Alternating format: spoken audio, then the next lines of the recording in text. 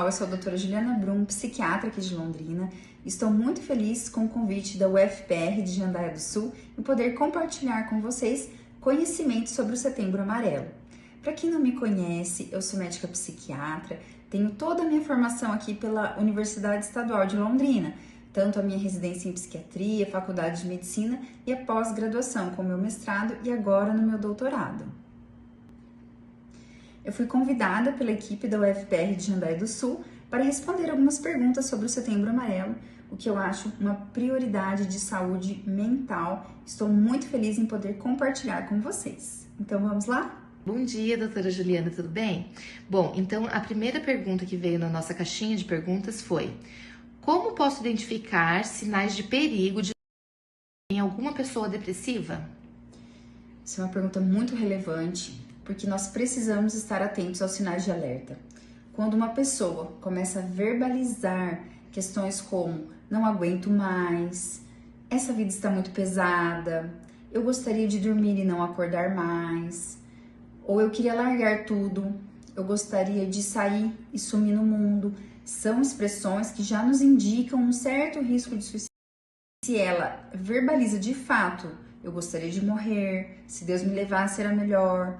Então vocês vão observar uma gradação na fala da pessoa com risco de suicídio. Ela começa a sentir assim, eu não aguento mais, é perda de esperança. Um grande marcador é esse, tá, pessoal? É perda de esperança. Ah, parece que nada melhora, eu tomo remédio e não resolve, eu já mudei de médico e não resolve. Então você vai vendo uma desesperança, isso é um sinal já de alerta para nós. E vocês vão observar que as falas vão aumentando a gravidade, desde uma vontade de morrer até um planejamento mesmo. Então a pessoa começa a falar, ai, eu não tenho coragem, mas se eu pudesse eu faria.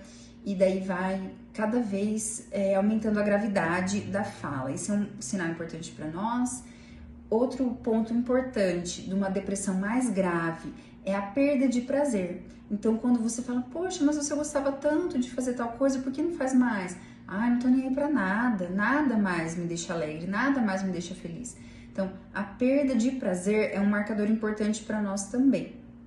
O maior marcador dentro da psiquiatria para risco de suicídio é um histórico positivo de tentativas.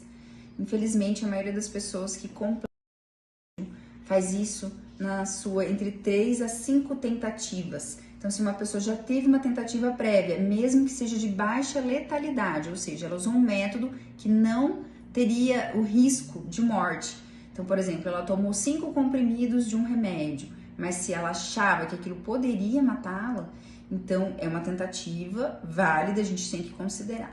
Ou se ela já teve tentativas interrompidas, todos esses dados são importantes. Como assim interrompida? Alguém chegou, ou ela ligou para alguém, ela mesma interrompeu a tentativa, mas sempre são dados muito importantes. Então, saiba se essa pessoa já tentou alguma vez, se ela já pensou sobre isso. O planejamento de um possível também é algo muito importante. Então, se ela diz, se eu fosse tentar, eu faria de tal forma. Isso é um planejamento. E também um grande sinal de alerta para nós é mudança de comportamento. Então, a pessoa estava muito deprimida, de repente parece que ela está calma. Ela tem uma mudança brusca. É quando ela toma uma decisão. Ou ela começa a ter comportamentos de resolver a vida. Como assim? Ela vai passando a senha dela para os outros. Se aconteceu alguma coisa comigo, a minha senha do banco é tal. Eu quero que você saiba que eu te amo muito, nunca te falei isso. Ela vai se despedindo das pessoas. Então, a gente tem que estar alerta.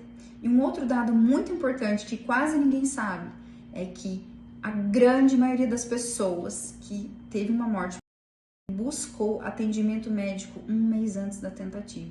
Então, ela foi, de alguma forma, buscar um serviço de saúde. Muitas vezes não no psiquiatra, mas ela procurou um médico, ela foi atendida em algum serviço e isso passou por nós e ninguém percebeu. Então, de alguma forma, ela tentou pedir ajuda. Então, estejamos sempre alerta. Quando as pessoas se sentem acolhidas, elas não vão ficar assustadas de você perguntar. Então, assim como eu expliquei para vocês que as verbalizações vão piorando, quando a gente vai perguntar sobre suicídio, é adequado você também ir graduando a sua própria pergunta. Então, eu pergunto para a pessoa, você sente que essa vida já deu o que tinha que dar? Ou eu pergunto, você sente que você não aguenta mais viver desse jeito? Então ela pensa, nossa, ela entende o que eu sinto, é verdade, eu sinto que assim não dá mais. E daí eu começo a ir encaminhando as perguntas mais para.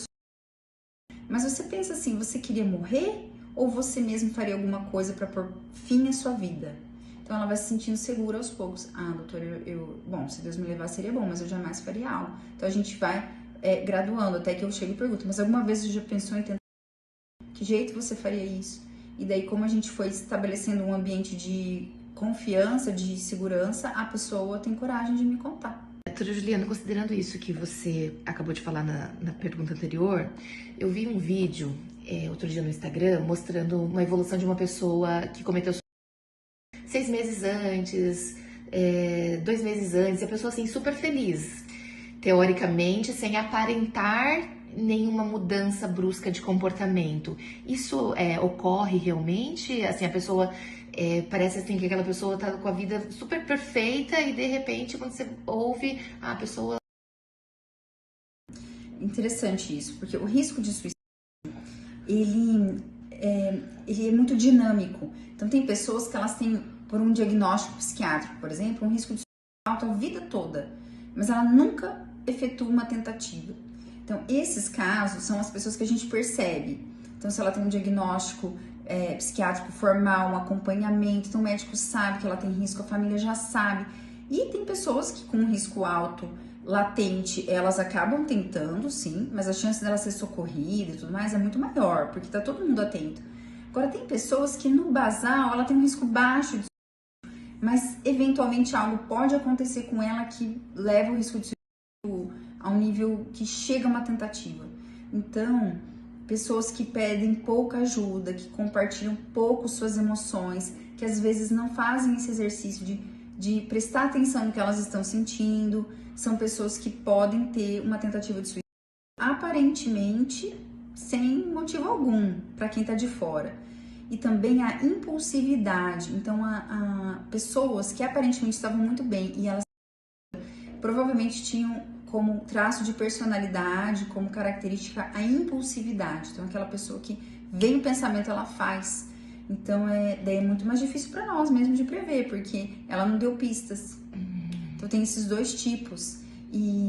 Mas ainda assim, mesmo sabendo que algumas pessoas podem cometer suicídio sem dar sinais, né, aquele sofrimento silencioso, ou algo que foi muito repentino aconteceu com ela e ela reagiu dessa forma, a maioria dos casos, ainda assim, como eu expliquei, não é na primeira tentativa que a pessoa completa o suicídio. Então, a gente tem que valorizar muito. A principal causa de ela é a doença mental não tratada.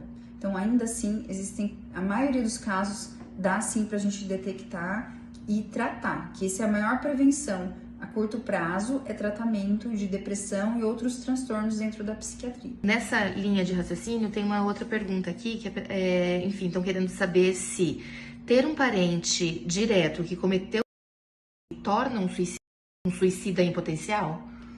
Ter um histórico familiar positivo para suicídio é um fator de risco para...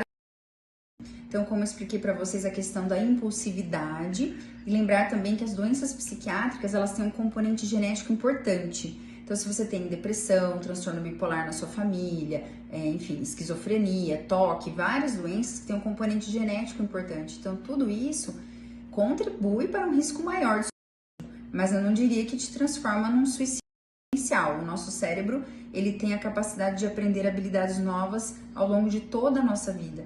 Mas, se você já sabe que tem na sua família, e se para você um pensamento do tipo, se as coisas não derem certo, eu me mataria, se isso é um pensamento que passa pela sua cabeça, eu diria, procure uma psicoterapia, vai no médico, faça uma prevenção, porque o Setembro Amarelo, muitas vezes ele é visto como um manejo de crise, mas o que nós queremos mesmo dentro da saúde mental é prevenir depressão, prevenir a doença mental.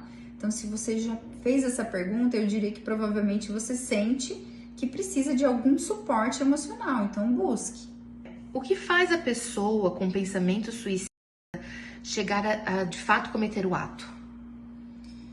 Então, nós temos, como eu expliquei, esse risco basal já bem aumentado, então uma pessoa que já vem com esse planejamento, com essa ideação há vários dias, semanas, e nós temos ali às vezes algum evento muito simples que pode ser o gatilho.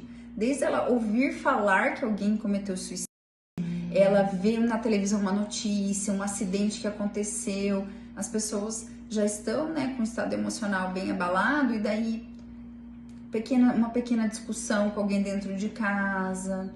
Então a gente tem que... É difícil prever exatamente o que vai ali desencadear naquele momento. Pode ser, mas muitas vezes o maior estressor para as pessoas que estão em tratamento de depressão, e eu diria para todas as pessoas, é relacionamento. Então muitas vezes é algum problema relacionado a alguém que ela convive, e é aquela gotinha d'água ali que transborda o copo.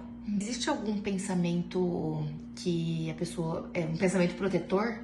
Assim, eu, enquanto tenho pensamento suicida, ou tenho, né, minha vida não vale mais a pena, desesperança, enfim. Para essa pessoa, tem alguns pensamentos protetores? Existe isso? Sim, nós temos vários fatores protetores para o suicídio. Então, primeiro é um sentimento de pertencimento, quando eu sinto que eu não poderia fazer isso por causa de outras pessoas. Então, as pessoas que chegam a vislumbrar a ideia do suicídio, mas eu sou casada, mas eu tenho um filho, mas eu tenho minha mãe, mas eu tenho pessoas que vão sentir minha falta. A minha falta vai impactar na vida de outras pessoas, isso é um fator protetor. Também a questão dos valores da pessoa. Então, a questão religiosa, ela é importante também como fator protetor, porque a grande maioria das religiões não estimula o suicídio, ao contrário, condena. Então, a pessoa fala, não sei o que vai acontecer comigo do outro lado, não sei se o que eu acredito é ou não verdade, até eu chegar lá não vou saber, né? Ou ela fala, eu acredito que se Deus me colocou nesse mundo, só Ele pode me tirar daqui. Então, esses são fatores protetores, sim. Eu preciso dizer para vocês também que quando nós não estamos bem, eu não diria que é um fator protetor, mas o uso de substâncias empurra muitas pessoas. Então, tem estudos que mostram que até 90% dos complexos havia níveis de álcool no sangue das pessoas, de intoxicação por álcool.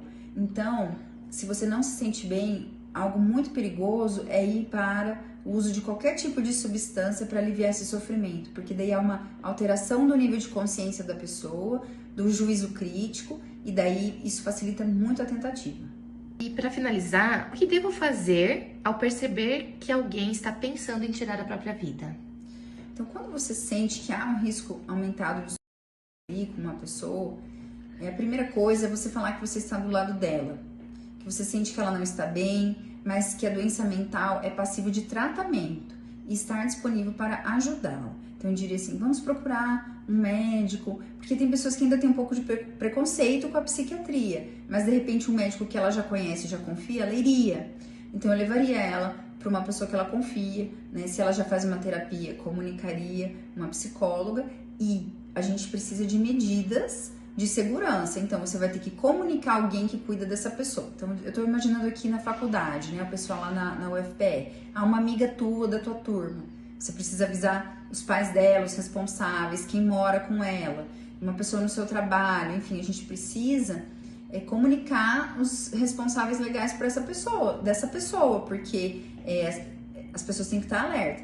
E se você mora com essa pessoa, se você, sei lá, já é casada, ou se é um familiar ali que mora com você, então você vai também, né, buscar levá-la para buscar ajuda médica e métodos letais. Um grande fator de risco, que a gente falou lá do fator protetor, é a disponibilidade do método, porque muitas vezes aquele risco aumentado ali da impulsividade naquele dia vai passar. Então, se a pessoa não encontrar nada que poderia matá-la, ela não vai tentar suicídio.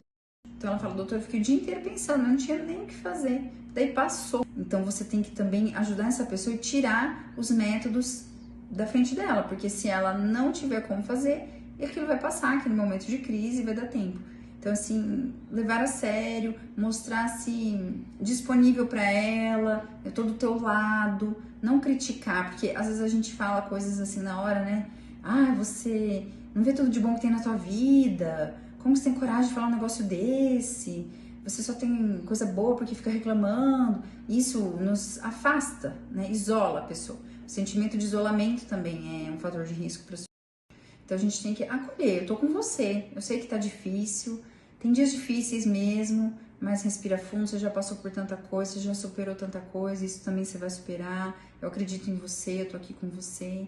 E na parte prática é não deixar ela sozinha e tirar os métodos letais de perto dela.